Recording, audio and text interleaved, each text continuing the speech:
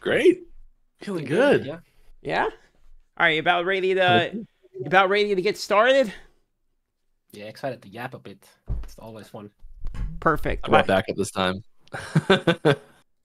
All right. Last thing I'm going to do is we're going to do a mic check. So let's start with GHAZZY. Go. Say mic check 1, 2. Mic check. Mic check. Mic check. 1, 2, 3. Thank you, sir. Carve, can I get you with a mic check, please? 1, 2, 3. Torille. 1, 2, 3. Okay. Thank you, sir. Turn you up 10%. And Mike, you next, my friend. Me check 1, 2, 3. You're great. Okay. Hello. Perfect. All right, ladies and gentlemen, welcome to the podcast where the episode number is made up and GHAZZY's minion questions don't matter. Today we have Mike and Carve from EHG of Last Epoch today to talk about everything, the new refresh coming up, the previous cycle, and more. So first of all, thanks for coming, y'all. The first question I have just to get started, a little bit of an icebreaker here. It's been a while since our last podcast. The last one we did was just prior to the release of Harbingers, I believe. So since then, how has the Harbinger update release been? And how have you guys felt about that update? I mean, overall, I think it's been fantastic. It's been really interesting to see which parts of the update people have really gravitated towards and how much Nemesis sort of like overtook things a little bit, which was kind of wild. But yeah, I think overall it's been the game I think it just feels like it's getting better and better and better. And every time I look back and I'm like, oh man, I felt so great about it before, and then at every update it's just, oh, how could I feel great about what it was? Now it's so much better. So I feel like we just keep going that way, which is what you want, really. My highlight was definitely just watching people attempt Abby and just fail a lot until they finally got it. It's been awesome seeing something that you worked on for so long. To see such a good reception like Aperaflos. Has there been a favorite part that the community seems to have liked about the update so far? I think it was Nemesis. I think that was the partially due to accessibility, like just how easy it is to get into it and get going. I think that's been the shining star from the community so far from this most recent update. Yeah, and especially because it helped with a bit of a pain in the door with the uniques that don't have LP. So now you can just smash them in there and hope that you get something like either some affixes or just LP, so you can actually go try to smash it. So yeah, I've really been enjoying like seeing the items that pop up on Reddit now of just ridiculous things that have come from the Nemesis system, where you're like, no one would ever intentionally do that, but it's cool that it happened. Yeah. I do have a question about the Nemesis, because I've seen LP1, LP2. I just want to have it confirmed. Can you get LP3 and 4 from it? Yes. Okay, so it's possible. Just it will only ever likely. do 3 LP in a single empower. So like you can't go from 0 to 4, but you could go from like 0 to 3 and then 3 to 4, or you go like 0 to 1 and then 1 to 4. Like that's possible. Okay. Just had to have that confirmed. Unbelievably rare. Unbelievably rare. Okay. Another question we had was actually the current API for Last Epoch. How do you feel about the current state of it, and moving forward, is that going to change? Yeah, I think there's it's still fledgling, I'd call it. I think is a good term for it. So there's still, I think, a few things that need to go be added in to really make it be what people expect from an API. I think that's a big thing, is that there's certain pieces that go in APIs of other games that people are like, oh, if you have an API, it's going to be part of that. And we're not planning on some of those things, specifically focusing around like bizarre listings and things like that. But yeah, I think overall the people who are using the API, it's still in a limited release, it's been pretty successful overall. I'd like to see it expanded, I think. Fair. So, Jimmy, you want to go for this next one? Yeah, sure. So yeah, we're going to that one there. It's a big one as far as It's a big one. So kind of a general question we had. One of the people in chat were wondering about your guys' philosophy on this one, which is that your position in the ARPG market from the beginning, basically, of the release of Last Epoch has been the sales pitch of it's kind of between Diablo 4 and PoE. Like, PoE is too complicated for people, but people like the complexity of it. Diablo 4 is maybe too easy. Last Epoch tends to be in the middle. So whenever I find myself recommending Last Epoch, it's to those types of people. Is this a position and a sort of demographic you like targeting? How do you guys feel about that current sales pitch and demographic grab, basically? Are you on this one, or you want me to do it? We need to work out a system to decide who's going to answer these. Yeah, I can ask targeted yeah. questions too if you prefer. I was just gonna let Yeah, you you guys can go. go for this. You've answered it a million Yeah, times. I think it's like it's the Mario in Mario Kart of targets, really, right? Like it's not trying to hit any one extreme. And I think you get people coming from both sides hoping it to be the other thing, so you start getting pulled in different directions. And we're trying to add in new content that's appealing to people in those different categories. Like even you look at PoE, that is typically more complicated. It has a ton of stuff to do as a casual player still. Like maybe you're not from the perspective of a very hardcore PoE player, the casual PoE players aren't like really getting into the nitty gritty in it, but they're still having fun, and that's the most important part. So I think really we're happy overall that we're hitting that middle ground, and I think we're interested in expanding in both directions. I noticed on your content update that we're going to talk about here that's coming out, you said you're going to look for things to make the new player experience a little bit better. Since you're talking about expanding in both directions, that would, in-game content one direction, new player experience the other direction. I was kind of curious about what type of things specifically. Do we have anything you can mention towards the new player experience that you're going to be adding? A lot of it's just like polish. A lot of the new player experience improvements are like campaign improvements. Little things just make that process smoother, where you're not getting stuck on certain like just all those things where someone who's never played an ARPG before, they hop in and they just like hit a moment of like, oh, I didn't know I could even ask to do that, and like just having that. Having those accessibility options improve a little bit too. So like for people that need better controller support or want to play on another platform or have like color blindness, for example, I think it's something we're working on. Like little like accessibility features, and all those things help contribute to the new player experience a lot. And so it's getting in just more interesting things that sort of just happen and you can engage with randomly. I think is a big part of that as well. Yeah, and then just getting people to understand the game mechanics and systems a lot. We don't have like very in-depth like pop-ups early on explaining stuff because we just want you to go to the action and whatnot. But we also don't guide the player a lot to the game guide that goes pretty deep in a lot of topics. I talked about this rather recently. I have a follow-up question to this, and that's how big of a factor UI matters in terms of communication to new players, of making them understand. Like there's some things are obvious. They open up a monolith, for example. The first thing that comes up is here's normal monolith. There's a description of what corruption does. Next to it is an empower monolith. There's a description of what the corruption does. Like, are there any plans of making like improvements to these things on the earlier stage to help telegraph or communicate these things to new players in general? Yeah, definitely. That's a big part of what we are looking at doing for improving that new player experience. Some examples of some like little things we've done recently. The dungeon paths on the campaign on the main map now like have a little icon that says like here's a campaign jump, and it's an alternate path for leveling, and like it tells you what it is instead of it just being like there's a mysterious door here, who knows what it does. And so yeah, like you're absolutely right. That's a very important part of it, and having those that experience flow smooth.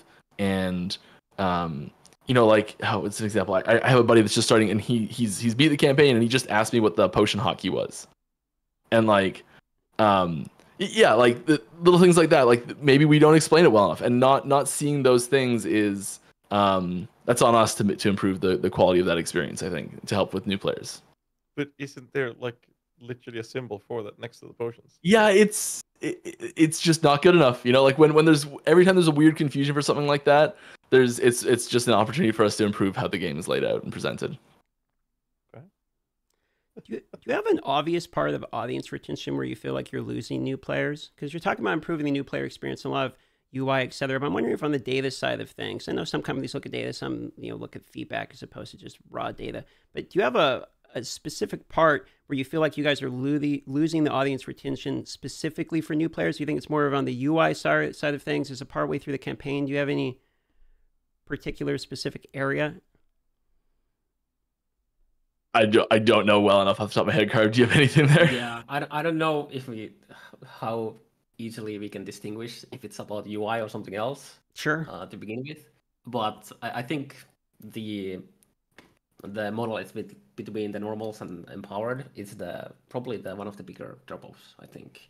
Which just means that we need to make especially the normal monoliths just feel better to play. Fair enough. And from my understanding, the Monolith update, off the top of my head, is 1.3, I believe, was the original roadmap. And 1.3 is getting partly rolled into 1.2. The Monolith expansion features, those are coming within the 1.2 update that's now Q1 2025. Is this correct? Make sure I get this. Yes. Right. Yeah, so we're kind of taking everything that was in 1.1 and 1.2 and we're throwing it in a washing machine and we're just picking out the parts that we think are going to be the best and we're going to make a brand new 1.2 that's going to be awesome. So there's going to be all sorts of things from that we had on the roadmap on both of those things, and you're going to see a lot of 1.3 content there. It's going to be a ton of Monolith updates. There's going to be I can't really talk about too much of it yet, but there's going to be a lot of really cool stuff. That's yeah. Yeah, we were just in a design meeting an hour before this that for one of the new systems coming for that. I'm really excited for. Yeah. We just need to decide, like, come up with a plan to make you leak a little bit of it. But like, as long as I leak less than Mike, everything is good.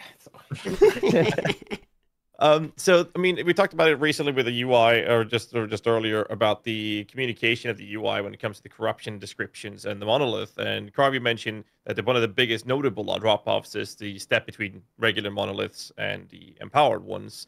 So a lot of people that I've been talking to about these things, I can't say a majority of people because I don't know the numbers, but the general consensus, like the conversation always landed in the idea that monolith feels like a slog, and that's currently the take that I've been hearing the most.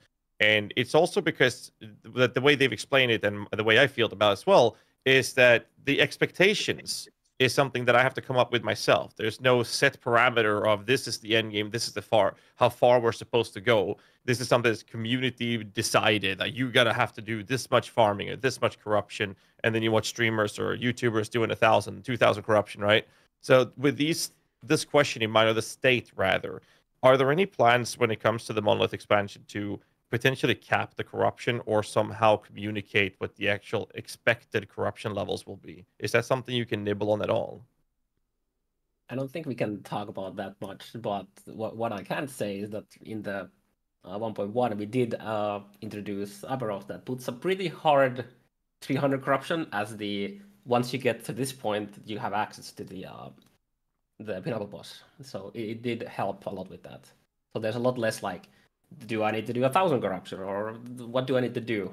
Well, get to the 300 and you can go try to fight Aberrant a bit.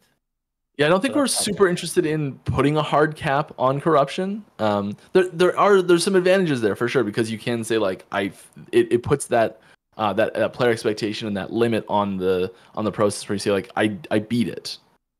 I got to the end. I'm doing the hardest content possible. My character is complete, and that is an important distinction. And that is, as Carver was saying, that's a lot of what Aberoth was carrying, was having that like complete moment for a character being like it is doing the hardest thing. I think I do think you bring up a good point though, GHAZZY, about having better communication to players on what we expect of them. And I think a really good way that other games have done this, and I'd really like to explore this, is probably sometime in the future, is having a semi like achievement system, like a tracker, like how do I describe this better? Like there's a seasonal tracker where you see like, oh, did you complete these challenges, these benchmarks, these activities throughout the course of the cycle, and like, oh, maybe there's like a reward for doing these things, and it really helps put a clear expectation on the player of like these are important milestones. There's the word. There's actually a good point on the expectations too. That so we have an actual quest telling you to go fight Aberoth, and that has put an expectation for players that they need to do it, that they need to complete it, when it's this pinnacle content that you don't necessarily have to do.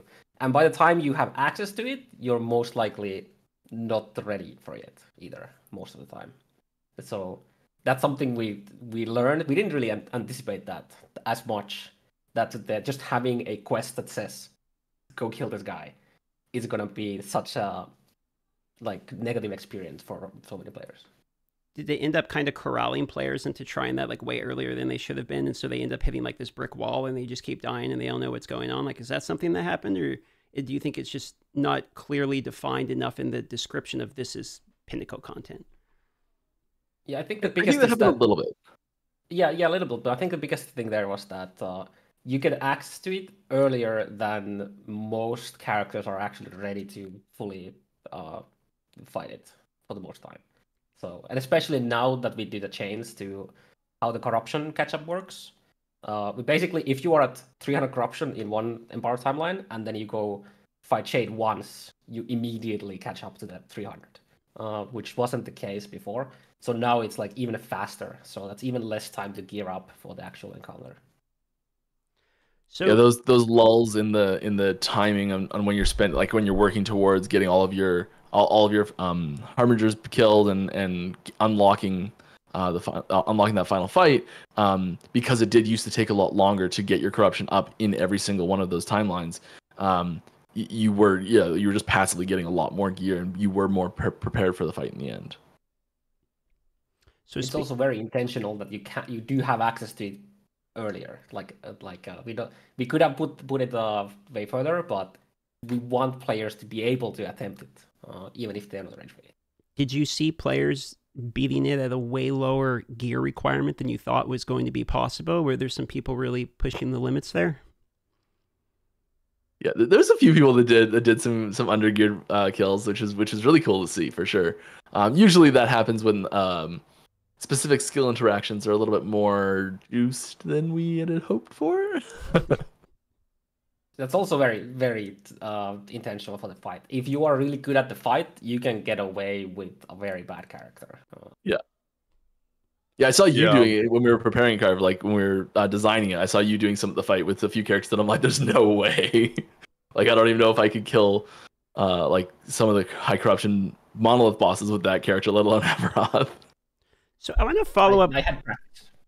I want to follow up on that point real quick from a philosophy standpoint, because when an interview happened between Raxxanorax and the Diablo 4 devs, he specifically asked a question around this concept, which was, do you guys ever plan to introduce content into the game that skill can overwhelm regardless of you having gear that's not prepared for it? And basically their answer to that philosophy question was, no, we're always going to pick gear over skill. For instance, you're going to need to be able to overgear a fight and your skill won't matter. Like, that needs to be in the game. Where do you guys stand on this same philosophy question? Do you believe that you should have content that's Pinnacle content in the game that can always be completely geared, or do you prefer, on the side of things where like skill can overwhelm? I understand you're explaining that's currently how it is now. You can push up a little bit, but where exactly on that teeter-totter do you guys fall in terms of gear to scale? Are you on this one? You can start. I'll finish Okay. if you do something, but I doubt it. Yeah, I think so. Both of them are really important to have in the game. I think that's the key thing there, is that we need to have. Our goal is to have boss fights where if you are crazy good at the fight, you should be able to get make up for a lot of gear shortcomings in that fight. Now there's sort of like, I think a gear minimum required for most fights. And then like a point where once your gear is sort of over a certain threshold of awesomeness, where you're able to sort of start to ignore individual mechanics and your skill matters less. So I guess like you need to have some combination of skill and gear, and those need to total up to enough to beat the fight, sort of thing. And the more gear you have, the less skill you need, and that sort of thing, I think, is how we've come at that problem. We do really like the idea, specifically with Amaroth when we were designing. This was one thing that we said over and over and over again, is that if you go God mode, in you're the best gamer in the world, and you can dodge everything perfectly, and you do an absolute flawless run, you can go into it with a crap character and still do it. And that possibility, I think, is really important. And then for players who are like, I don't have the time to, or I don't have the drive to learn this fight inside and out, every nitty gritty little thing, but I do have the ability to farm up a little bit more gear, then I can still have fun and I can still overcome that challenge. And so it's I guess just like applying those two forces against each other, which is more important. I don't know which is more important. I think it depends on the content. Like, for example, you can't really overgear a certain number of corruption, for example, but that's not sort of like a static difficulty like Amaroth is, for example. So it depends on the content. So we have infinitely scaling difficulty, but we don't have infinitely scaling player power. So every single character will eventually hit their cap if they try to go as far as they can with that. So when it comes to Abby specifically, like I remember I didn't watch any videos or anything. I wanted to go in blind. What I did do, it went to the data mine info and just looked at the abilities he had. I was like, this is a lot of damage. So I made a character that was theoretically able to tank every hit the guy had. So I did that, and then I tanked everything. But it took a lot of effort to get that character up, though. But that was really fun. It was very enjoyable, but it also shows that there are ways to do it. We've seen that in other games, like you mentioned, Serious Meteors in PoE, for example. You can make a character tank that. It's not something you'd ever do, but you can also, like in Abby, have enough skill to go in and kill it with a crap character. I think that's really cool, actually, to have that mixture of it, where it's not a gear check exclusively. That's kind of where I'm at. Yeah. And there's sort of this like minimum level that you do need to hit, because there's certain attacks that are like almost undodgeable, and so like there's certain things that, like, if you're going completely naked and you stand in the fire for a split second, you're gonna die. So it's how far can you push that? I think it's really I think having those high skill options opens up paths to interesting challenges. Like, can you beat Aberoth with the veterans boots on that make the game way harder? Like that's a sweet challenge. I don't know if anyone's done that yet. I think so. All right, so If it has, I want to know. The veteran boots were actually something I was surprised about when people told me at the launch of the game. When people told me this existed, and I went in and broke down the wall and found the veteran boots. I ended up messing around with those for like too many characters in a row because I kept dying. I'm glad that there's. Are you guys gonna add any more Easter eggs in the game like that? You think? Just out of curiosity, yeah. Oh yeah. It goes back a long way. Our lead level designer loves putting Easter eggs in the game. Like right from the early like Kickstarter builds, there was little things in there. Yeah, I'm sure it won't slow down. So speaking, I remember the early stages where we were talking about adding a percent chance for summoning skeletons to turn into a pirate skeleton.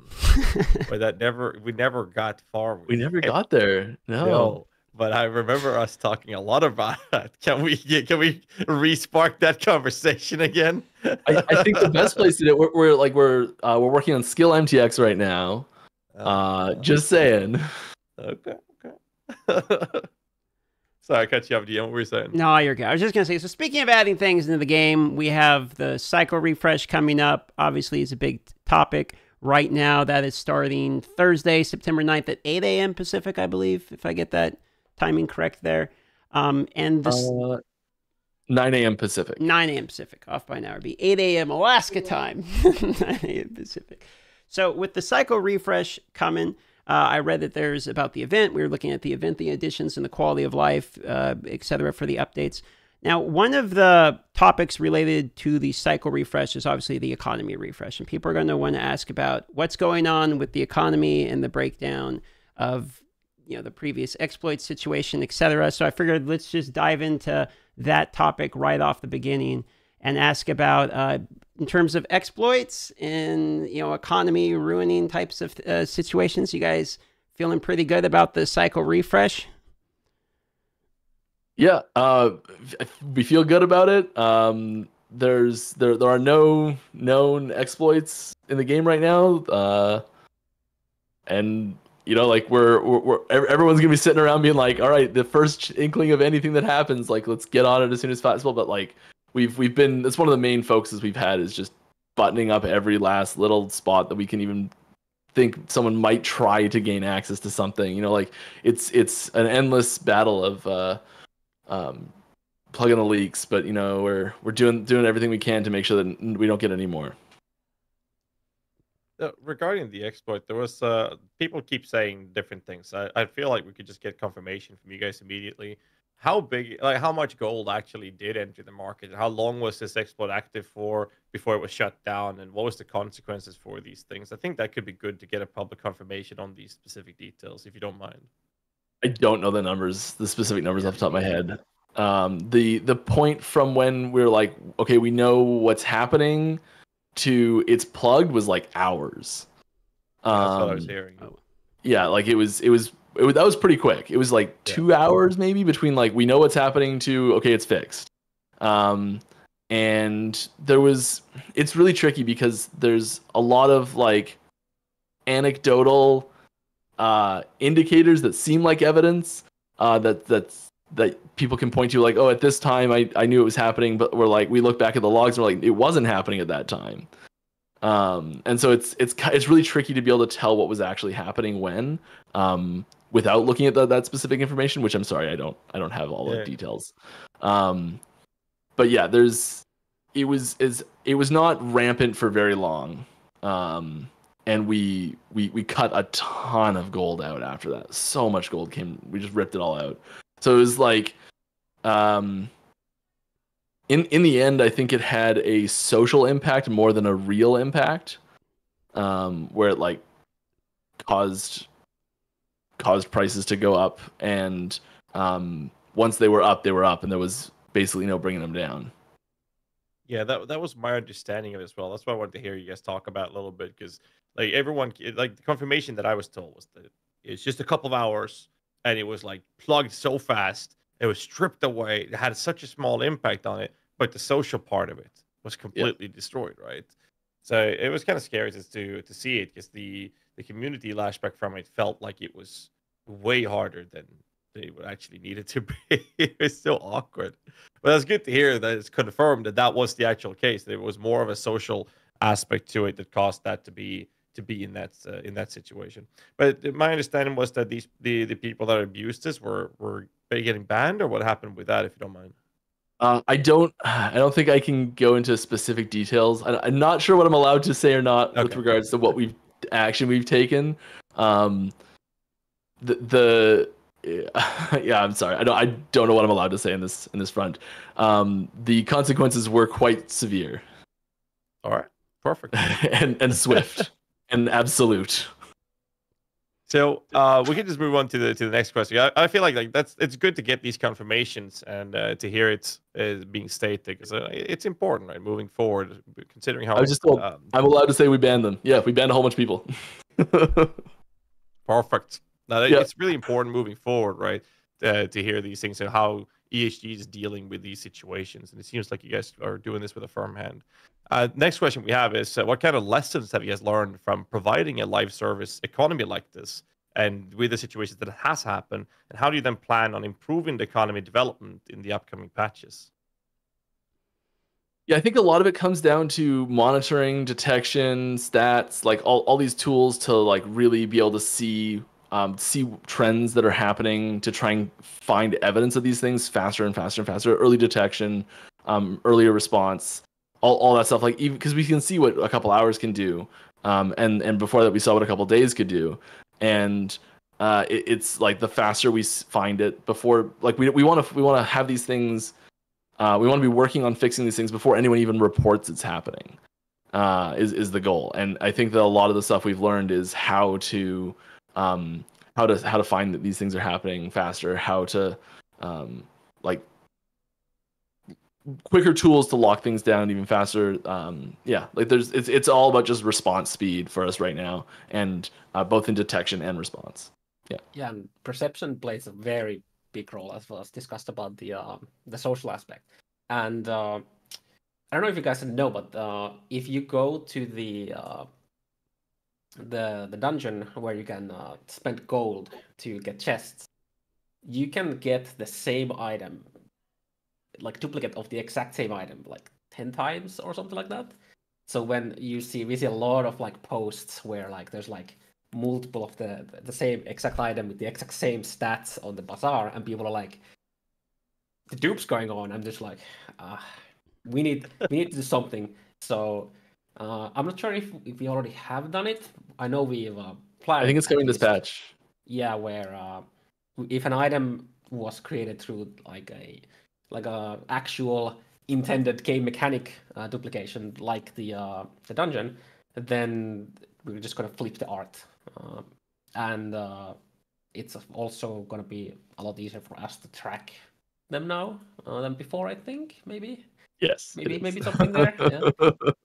All right. So we have even better detection than before. So I didn't even know about that. Yeah, so you'll see if you see an item that has the art flipped on it, that was a legit duped item.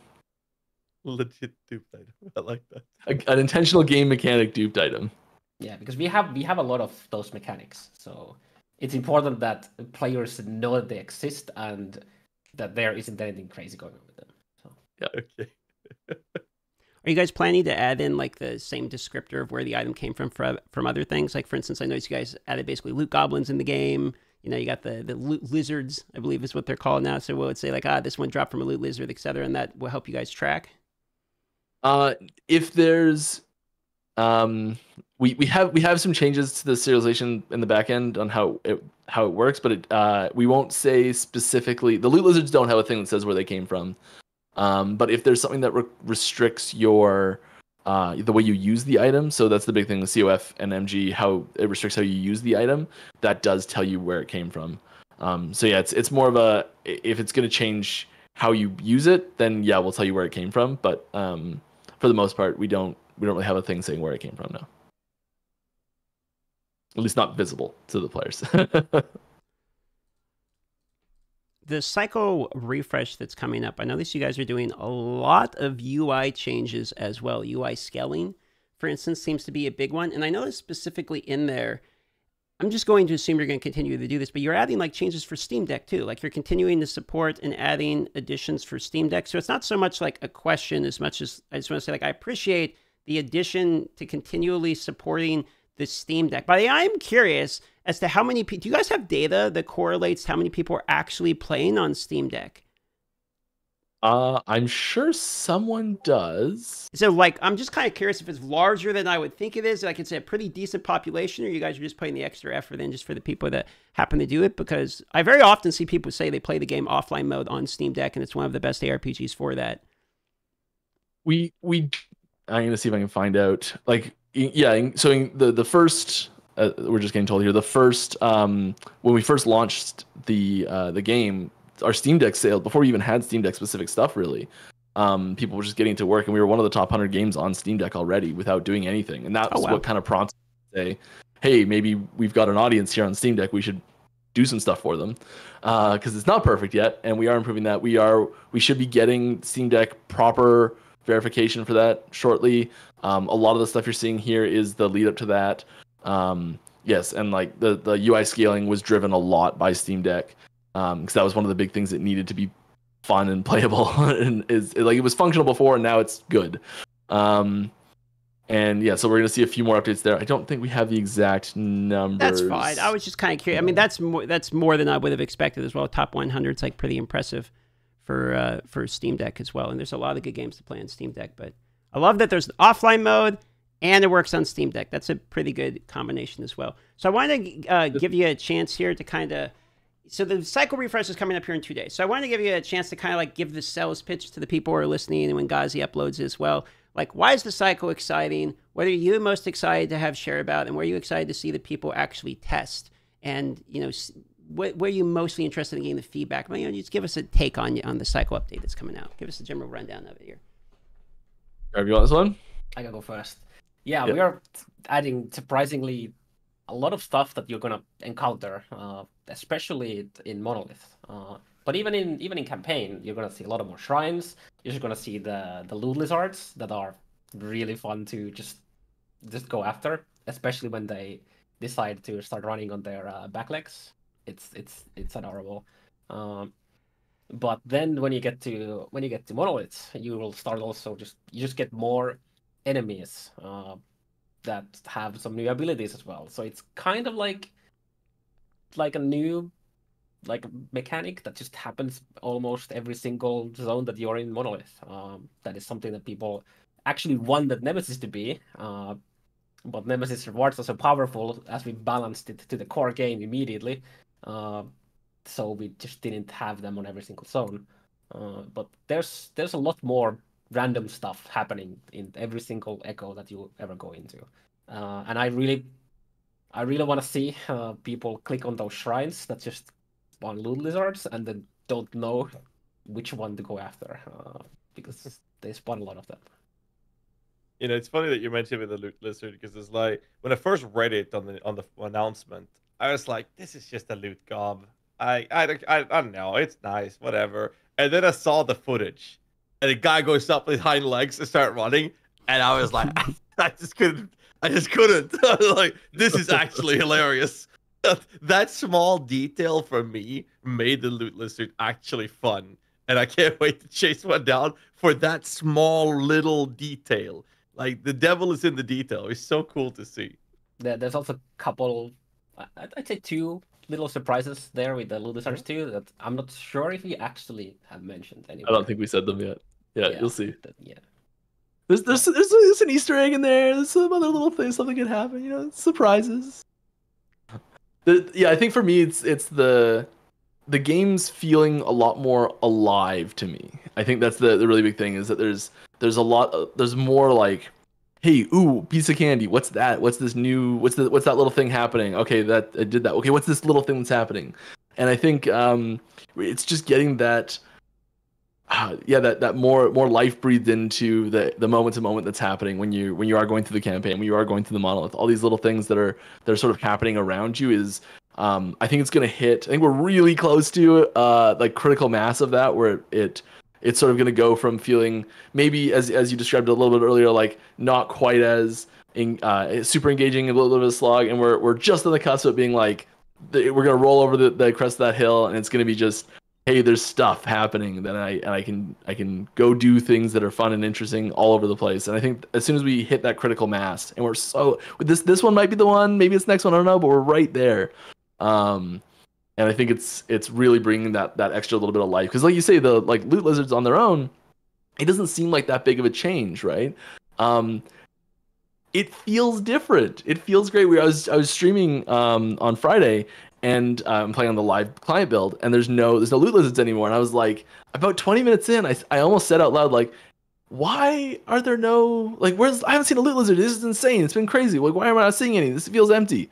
And it's just like, it's the things you miss after you've gotten used to them a little bit. And I'm really excited for that. And the shrines, there's some really wacky stuff that happens with the shrines, and it's those bursts of like, oh my god, what's happening? This is crazy.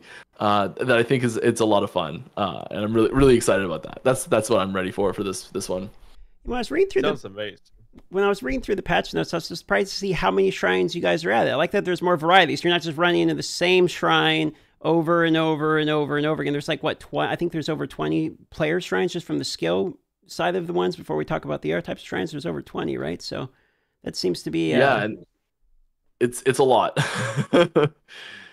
Seems to be a good addition. Go on, guys. What were you gonna say? Yeah, I had just to confirm. I saw some people in chat asking as well. The skeleton leaders that we're getting from the event is only for the event, but the shrines and lizards are core game introduction content. Just to verify. Yep. All right, thank you. That was it. They're sticking around. Yeah, there'll be a new thing, like when we start the next major patch that happens in Q1. There'll be a new a big event thing happening that's taking the place of the skeleton stuff type thing. Like there'll be new mechanics that we'll introduce there as well. Yeah. Introduce when? Sorry. With the next major patch in Q1. Okay. Yeah. So another question we have is about dev progression. We come towards the roadmap that was posted, and then essentially we're now deviating from it.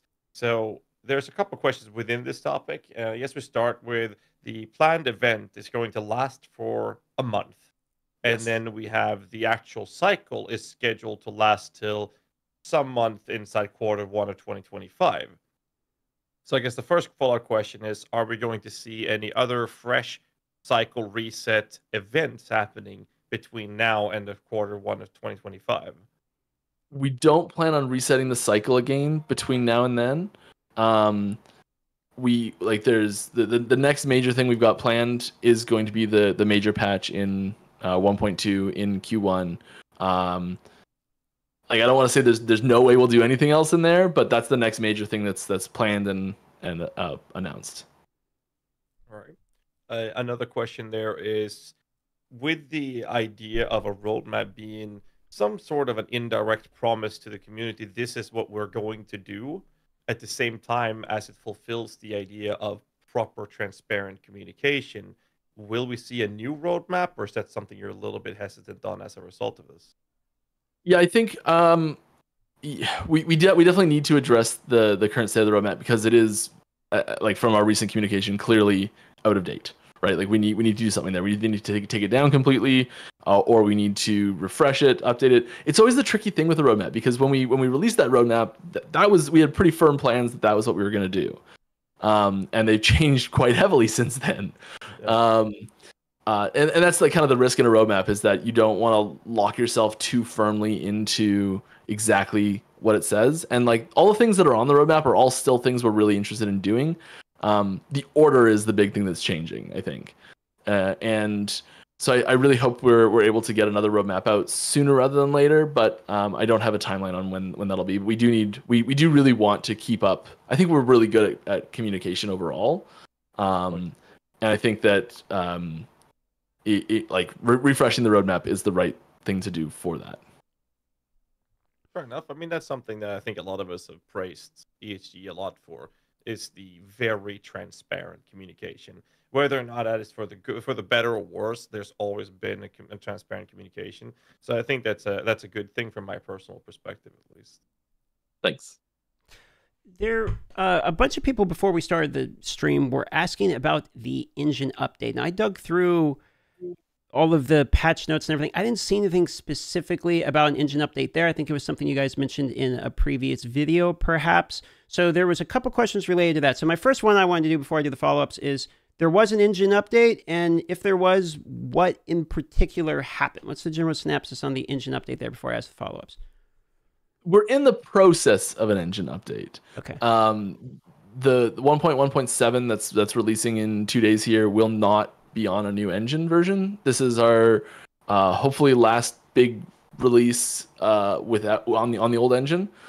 We have switched over internally to working on the new engine now. And so we're working for 1.2. The goal is 1.2 will be on the new engine version. It's still the same engine, just in we're jumping ahead 2.5 years in that engine's production.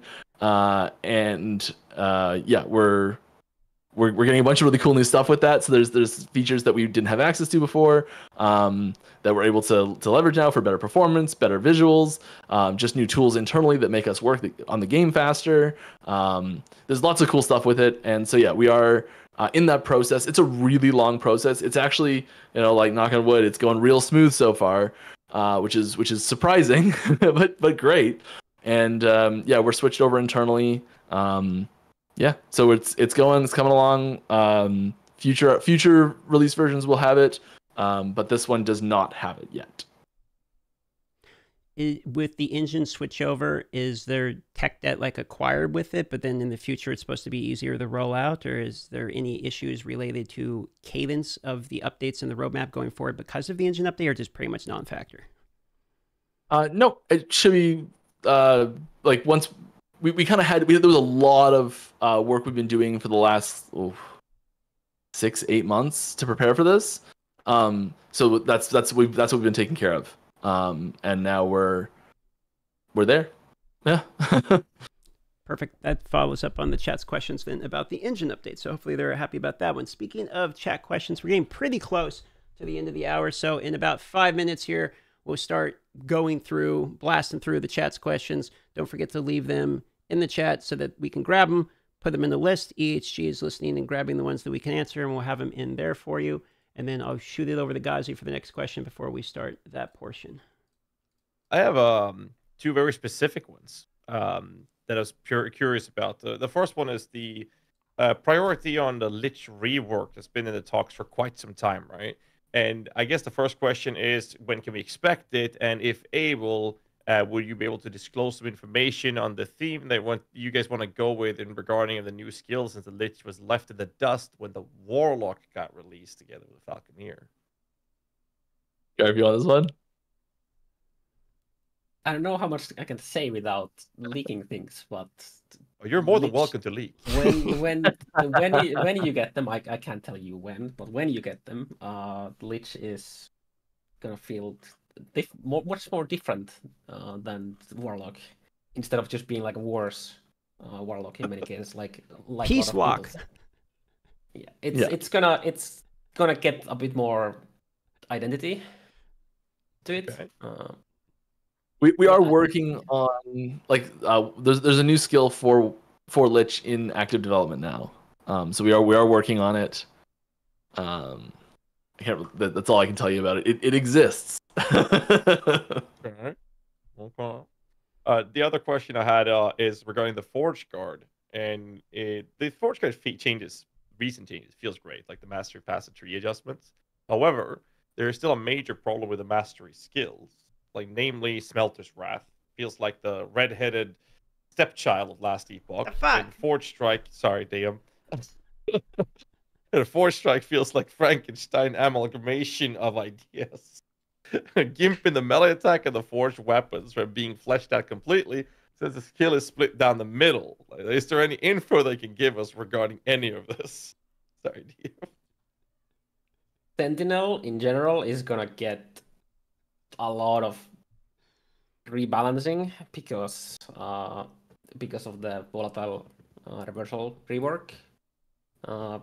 Because if you have a skill that provides you like anywhere from like 50% to 4 times the damage, and you start changing that, you're gonna need to start changing about everything else too. So that's gonna be a lot of changes across the board in Sentinel. Is this something we're going to see in the near future, or what are we looking at? It'll be next year, but before you see those big changes. All right.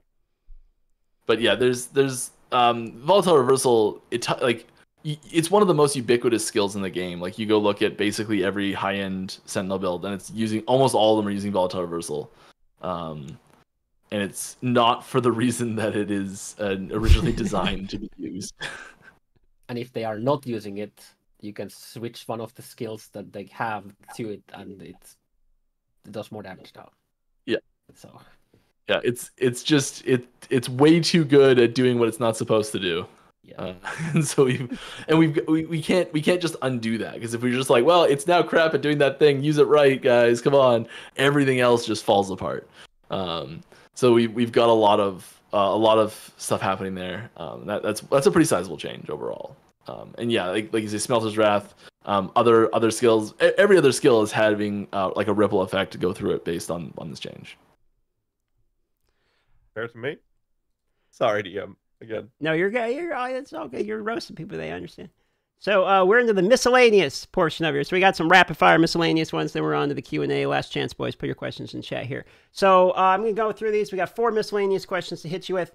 First one is whether your current KPIs, key performance indicators for last Epoch. I have no idea. I'm far too in the development and design side of things to have any of those official and smart person numbers in front of me. No problem. I'll move on to the next one then. Party Finder win? Question by Aaron Action RPG.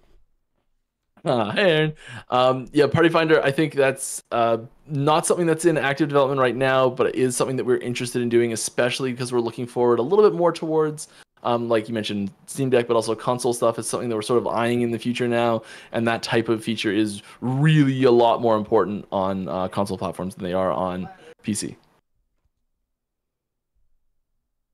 Sorry to close my window. Oh, you're all good, brother. I'll grab the next one. There was a questions about regards to plans for the campaign skip. Now, this already exists in the form of keys, so I guess the question is, are you guys willing to humor the idea of an even faster campaign skip for alts, and or maybe skipping the extra attribute points that you have to do the last boss Majelka, right, to get? Yeah, there's going to be changes to make the dungeons better at doing that than they already do. I wouldn't expect to just like immediately go do Monolith, which you kind of can do if you're playing online already, if you're partnering up with somebody. But I don't think we are gonna be. I'm not gonna say we're never gonna do it, but I wouldn't expect us to just allow you to immediately when you make a new character to start doing other activities than go through the campaign. I think there's recently been a bit of a shift internally to allow. We've been pretty strict about keeping the idle and passive quest rewards be part of side quests in the campaign only. And that's been a really key sticking point for having these like the dungeon skips be like actual viable skips, because they are because you still have to go back into the passive quests and the idle quests anyways, right? And so we're definitely softening on that quite a bit, and we're interested in sprinkling those rewards elsewhere, allowing you to be a little bit more aggressive with your skipping with the dungeons, and also improving the dungeon functionality and experience there, that UI UX of the dungeons, in having them be more of a skill based skip. So like we want people that this is part of that, coming back to the very start of the these questions, is having that early player experience, having a player accidentally find their way into one of these skip situations and it being way too hard and not understanding that there's an easier route is a really negative experience for those players. And so we need to make sure that doesn't happen still. But giving those really experienced players who've done the campaign 30 times a better way to express their skill and get through it with more efficiency. Yeah, every now and then we do see somebody who accidentally crumpled into the Monolith when they were like level 16 or 17 when they got to EOD for the first time, and they're like, am I supposed to be in here or something like that? So yeah, I can see that happening. Well, you probably need to sing post that a bit more too, that you're maybe supposed to be here yet at this point. Yeah. We touched upon this rather recently, earlier as well, but a question here is: a mid-cycle event planned to stick around for the future? Oh, like the 50%, like all those increases to gold and drop rate and all that sort of stuff. Yeah, we're not planning on extending it past the time we've set it. Like that 1 month, we're planning on like 1 month. It's done. It's over. All sort of stuff. It is an opportunity for us to see how the game plays, with those changes in place, and without the expectation that they're going to continue. But what those rates and numbers look like after the fact is, that's a new conversation with us internally. So like it's not like it's not that the event will continue, but we'll use that data to see how the game played, to see what the feedback was and all that sort of stuff to make decisions going forward for balance long term. So the next question here is one that's kind of continually been asked in chat, which has to do with your cycle cadence. So effectively, people are wondering if you guys have considered doing longer periods between cycles and basically doubling down on the amount of content between cycles, and sort of the dodge and weaving between the updates to games like PoE and D4 and kind of hitting in between. This, you can probably see this question in chat a million times. And so what's the answer to people asking that? Yeah, I think so. When we started this crazy thing, there was no PoE 2 dates to worry about. There was no D4 dates to worry about. Like we're like, all right, we just got to dodge a PoE launch every few months, and we're good, right? Easy, no problem. So our plans have changed a little bit over the years on how we're gonna do our release schedule, all that sort of stuff, and like the player response to like what we put in our content. Like we can look to games like PoE and D4 and all these things to see like what they're putting in and how well their seasons and leagues are going, and all sorts of things to help inform what we're going to do. But like our community there's a lot of overlap, but there's a lot of differences too, and how our community responds to our content, it drives how our plans are going forward. Like we're still really interested in that consistent like game updates, lots of content coming as fast as we can, sort of thing, and finding that balance between how much we can get into a content patch, like what's a big enough patch to be worth it to bring people back to play again, and what's fast enough, like there's this balance on how much we can get done and the time it takes and all that sort of stuff, and finding that balance for our game is going to take maybe a little bit to do, and it's what we've been sort of feeling out for the last couple launches. And obviously we do our best to get as much out as fast as possible, and that's not going to change. And I think we're just getting faster and faster and better at this. So every time I feel like the amount of stuff that comes, it just increases, which is great. A follow up on this, what you talked about community feedback, which I feel like is one of the coolest things I've seen you guys do, and is fairly rare in the scene, of showing polls and taking the surveys and then showing the percentages showed. Like, I encourage you to keep doing it, because I love doing that. I'm sure you're going to do it anyway, regardless of anything. But that's an awesome thing. I do want to ask a question on how you guys strike a balance between what the community answered those polls to as opposed to your own vision and what you believe is the correct one. So when there becomes a discrepancy between what the community votes and what you guys believe is the correct path forward for the game, where do you guys fall on this line? Because there's games for, like, my favorite game of all time is Old School RuneScape, right? You know, played OS since 01. In that game, if the community votes no to a poll, it doesn't come into the game, full stop. So I'm kind of curious in Last Epoch, how does community feedback drive the development of Last Epoch? Yeah, I think so. It drives it in a lot of different ways, and specifically related to polls. We treat a poll as like a seat at the table.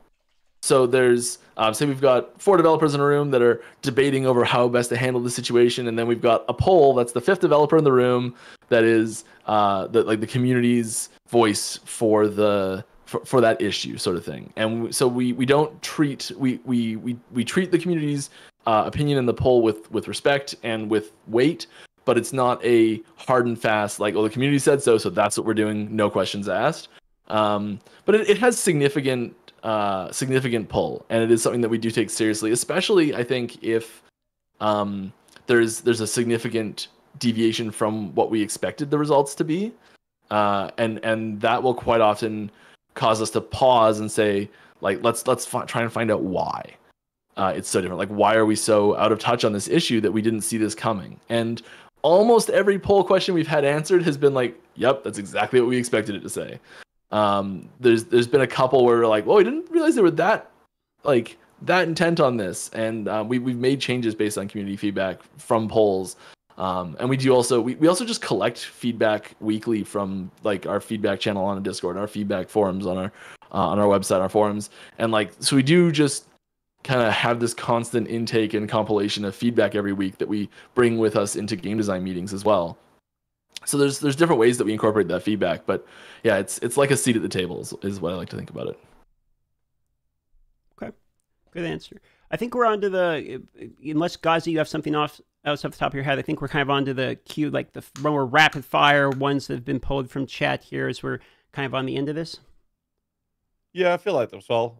Should we just take them one by one, go from the top? Yeah, go. Just do as many as you feel like, and then throw it to me, and I'll keep going from there. Sounds good. All right, so quick and easy. The first one we got here is, when will the Last Epoch shop be a thing with T-shirts? And also, when are you sending me one? Because I need another one. As soon as possible. Thank you. Oh, the hat. I don't have that. Right? I don't even have that hat yet. That's a great hat. Guess I need that one. Now. All right. That was answer for when you're sending me one, right? Oh, that was not indicative that there is a shop coming. I just needed to show it. Okay. Flexing the hat. I think there's still some behind the scenes issues that are needing to be resolved with that. But we do have some great designs, and I know I've seen plans for them for a shop moving along slowly. We internally wanted to a lot. Yes. Yeah. All right, moving on to the next one real quick then. Is there any UI font scaling plan? This is something we talked about before. Could you just confirm that, speaking about accessibility? Yes, that's coming in 2 days. There's UI scaling, and that does affect some font stuff. So yeah. All right, I'll take one more before DM takes over, and that is, would love to continue their thoughts on naming cycles whole numbers, e.g. cycle 3, and not patch names, e.g. 1.2, 1.3, and etc. What's your take here? I think the fact that there's enough confusion about it means that we need to really take a close look at it, but I don't have an answer. This one is still cycle 1.1.7, which is the third cycle we've done, kind of, in a way, depending on how you label them. So yeah, it doesn't line up awesome, and having a very quick and easy number would be advantageous, I think, overall. Yeah, it is being discussed. Yeah. We do talk about things. Yeah, I'm really hoping that the start of the year, when we do like 1.2 launches and like it's a fresh year, it's a fresh setup, maybe we can like establish a new paradigm there. That's what I'd like to see personally. It's actually a good point. I didn't think about that to now, but the clarity on the numbers actually does make sense for that question. Okay, so moving on to the next one here. PvP win is the next chat question. That's a never. Yeah. PvP is wanted so Yeah. it's such an interesting feature to have in a game like this because the whole thing is structured and designed and built around PvE. Like even so much as down to like individual abilities like Shield Bash. You can't do just a 1-for-1 in PvP and have it be balanced. So you either have to accept that PvP is just completely broken and everyone has fun with it, or you have to put a ton of work into making it be its own living and breathing thing, and you end up with like a PvP team separately just to manage that situation. And it's something that we are very interested in doing. It is not on the immediate development plans. There's no PvP work actively happening, but it is something that I can see down the road because it's something we love. I love in T2 where just like the community made the PvP rule set. Like it wasn't really balanced. They balanced it themselves. So because they just like doing it so much. Low level duels, so good. Yeah. There were arenas and tournaments back then. Secret B level win. Next question. I mean, it's always every time I get this question like this, all I want to do is like, how do you know it's not already there? Yeah, exactly. There is no B level. There is no B level right now. You can't phrase it that way.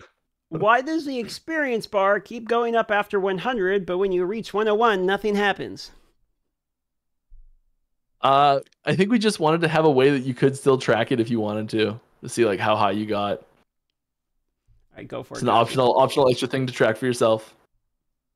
Fair enough. I would love to have like just totally absolutely nothing happen, but something that you can just keep track of more. Like little fireworks.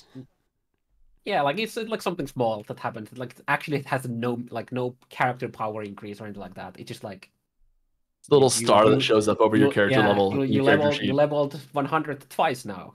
Congratulations, kind of thing. Yeah. Prestige mode. Yeah.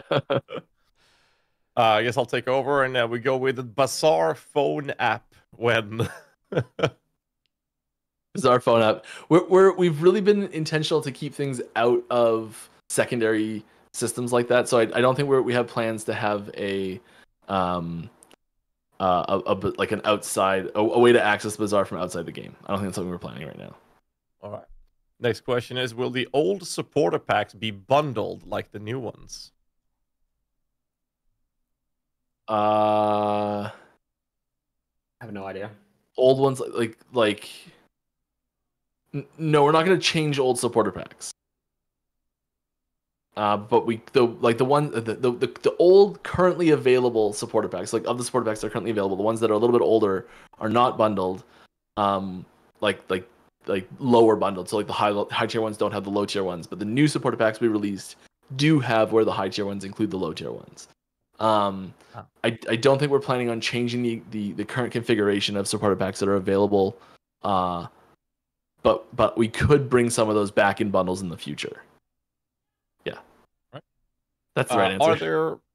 That's a good answer. Are there any plans to put out more items behind specific levels of corruption, like Omnis requiring 200 corruption? Are you on that one?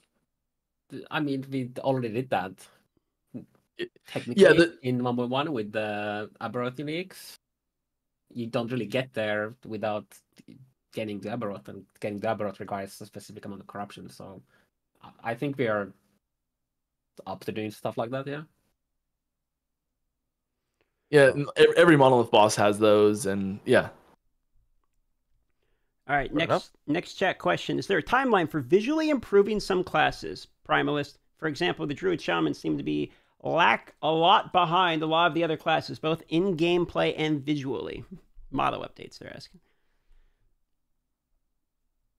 Yeah, there's always new VFX. I think that the biggest thing is VFX, and we are working a lot on skill VFX right now, skill like MTX as well, and like new VFX for old skills, glow ups for like Bear and Sabretooth, and you know, there's definitely abilities like this that need new things, and it's not just VFX as well. It's also like SFX and you know, just little things here and there. And so yeah, we are the way I say is everything's always on the list. And as you take something off the top and you fix it and make it awesome, it goes to the bottom of the list because eventually it will be out of date again once you fixed everything that was after it. So yeah, there's definitely some room there for improvement, and we are doing that. We've recently expanded some of the VFX team. That's working out so well, which is so great. Yeah. All right. Next chat question. Is COF progression getting buffed? I'm the event, you'll get way faster COF progression and MG progression too. So yes, the for the event specifically, and we'll see how that feels. That's gonna be a big part of observing how things feel for data collection in the future. But yes, this event increases the rate that you advance through COF by about 125% with the 2 buffs combined. And for the people listening, the event is Thursday, 9 a.m. PST. They will be having a cycle, a refresh with some new additional content, quality of life, etc. Update to the game. Next question from chat. Are balance changes just planned for bigger patches, or will there be some more minor balance patches in between these larger patches? We wanted to do some balance changes for this, but we've been working on the Sentinel stuff so much, so we can't just do some of the Sentinel things without all of it basically at once. Because then if we were to do some changes now, where you have access to the existing Volta reversal, then we'd have to bring it back when we do the full rework with the Volta reversal. So there's like a lot of the stuff is just currently tied on that, and there's a lot of easy nerfs we could have done, but just nerfing things isn't fun. There's nothing True. new then. So you'd have to do.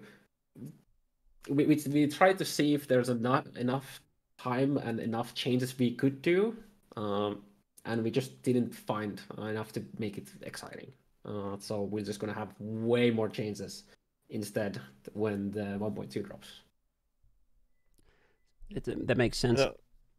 Go for it, GHAZZY. Another question from the chat then is, are Falcon Fists actually bugged like everyone assumes, or is it intended that they only scale up to level 20?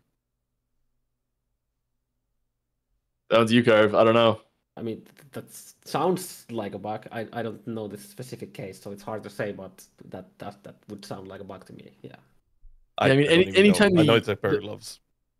Anytime the expectation and the expectation and the functionality don't line up, like anytime that happens, it's a bug. Even if it sometimes the bug is just we didn't write the description well enough. But but whether the effect is not doing what the item is saying, or the wording is just entirely wrong, then yeah, I'd say it's a bug regardless in that case. Yeah. All right. Any plans in improving monster density in endgame outside of the event? That is. Yes, we are. We've been working on making more monsters show up on the screen and have it play better, both from a just performance perspective and a gameplay perspective. There's no details on specifically how that's going to look, but there's just in this event alone, there's gonna be more enemies in general because of the packs of Skeleton, the Legion Loyalists that are going to be. Legion Loyalist is the wrong thing. That's a magic card, Mike. There's gonna be more enemies on screen now, anyways. So you'll start to see a little more of that squeaking in. Are the scheduled cycles 3 to 4 cycles per year something that ESG wants to achieve post 1.2? What's the plan moving forward there? I think that one got answered, right? Didn't we ask it? I think we asked them out earlier. I danced around it. Yeah, I think you danced around because never got a clear answer on it. I think that's why chat is repeating it again. I was telling you, I told you, Chad asked that one a lot, so it makes sense to pop back up. Yeah, because we never got a clear answer on it. That's why I brought it up again. I saw the chat question here. I think what happens with 1.2 is going to have a very large impact on what that looks like going forward. I'm dodging. Still dancing, okay. I'm still dancing. Yeah, I think the goal is that we are. I'm sorry, I don't have a clear answer for you on this one, but we want to have very consistent and large consistent updates is the goal for sure, big time. Yeah, we want more stuff faster. Everyone does. And exactly what that cadence looks like, what happens with 1.2 is gonna, I think, define a lot of that. DM, over to you. All right, we only have just basically about 3 of these left, and then we wrapped up all the chat questions, and we'll send you on out here. Did you guys expect the recent poll results on the mid-cycle refresh? So I know you said most of the times you guys can accurately predict it, but they specifically are asking about this mid-cycle refresh if you expected the results of the poll. Yep. There you go. Boom, answered. Ever consider? It's why we weren't going to do a poll originally, is because we were like, it seems like a no-brainer to us. Yeah. It's like 70%, right? Or what was 75 or 76 or something? Yeah, it's pretty high. It was a lot. Ever consider community designed events? So the community themselves come up with a concept, put it in, gets poll voted on. How you feel about that? Love it. Boom. I think it's fantastic. Yeah. Okay, 2 questions left. I'll blast through these. Flicker Strike build. Is there any, you like the Flicker Strike style of gameplay? You going to consider adding it to Last Epoch? You guys talked about this at all? You want this one, Car? Yeah, Flicker Strike, it's an interesting because like Last Epoch is a lot slower game, like the overall pacing is, than PoE is, for example. And Flicker Strike doesn't really work unless you have an endless stream of enemies that you can just like through. And True. We don't have that very intentionally as well. That we don't want it to be nothing but enemies that you just like click and everything just vanishes immediately into like dust. So Flicker Strike as it exists in PoE is most likely not something that you're gonna get, I would say. Yeah, it makes sense. We do try and evoke a little bit of that feeling with Blade Dancer abilities and that like that high mobility battlefield. Like I guess the fair version of Flicker Strike, we try and get that feeling in a little bit more with Blade Dancer abilities in general. But yeah, the end game juiced Flicker Strike is not really there's a lot that need to change. Fair enough. Okay, last question we got from chat here. Do you foresee allowing cross-class skill use, skill tree specking, including build diversity, or will the skill system kind of remain rigid between the classes? I think there's room for it. I think there's room for it specifically with like an item that gives a specific skill cross-class. I think that would be where you'd want to tackle it. Having like a bow that grants some ability so that anyone can use bow abilities, like something like that, or like an item that grants an ability. I think would be how we'd want to do that. But yeah, I think it's an interesting way to explore more options with the game, more ways to build your character, things like that. It's I would say unlikely for us to be like, here's a skill, here's a new Sentinel Primalist ability, and if you're on either class, you can use it or something like that, or it's just a generic skill that anyone can use, something like that. Like, I think that's a little tricky, but putting it on an item, I think, is the way to do it. Yeah, and stuff like everyone being able to just like get unspecialized fully some skill that exists for one class is gonna muddy the waters very quickly, and it's gonna take a lot away from the class feel, like the fantasy, because we have very strict we have very different approaches to different classes and how they feel and all that. So having mage suddenly have like shift from rogue would just feel wrong, for example. It's just or like dancing strikes. Imagine your mage doing the forward flips and whatnot. So yeah. All right. Well, we are through the Q&A from the chat, so we are just about wrapping up here. Send it over to GHAZZY. You have any other questions you want to ask GHAZZY? Is there anything that we didn't cover that you got in your head that we should ask before we end up wrapping it up here? No, I feel we got pretty good answers in general. Mike, Carv, you guys want to add something? Yeah, come check out the Last Epoch Imperial Uprising event starting in 2 days. It's gonna be a ton of fun. There's all sorts of buffs and cool stuff to find, and power stars and all wonderful things. Wait, power stars? Power stars. Go help unburden the lizards from all the loot that they're carrying. Just go help them. They need the help. Loot lizards. They carry too much. There's supposed to be some Easter egg loot lizard stuff. You guys were saying that not everything has been disclosed, right? There's some secrets still to be found. There you go. Maybe. Thursday. Some of it is like, some of it's like really just an Easter egg for Easter egg's sake, and it's just fun. Yeah. Awesome. Well, Thursday at 9 a.m. PST, the cycle refresh begins, and you can play the Imperio event update as well. Thank you to Mike and Carve for coming on for yet another podcast. Appreciate you guys taking the hour plus here and donating your time to answer the questions. Much appreciated, guys. Hope y'all have a wonderful day. And I like to, at the end of it, ask you guys, is there any questions you wanted to ask or anything you want to bring up? Any last shout? You shouted out the event. Do you have a question or any last comment you want to throw out there before I send you on out? I'm gonna go kill Abaroth in the event in hardcore solo.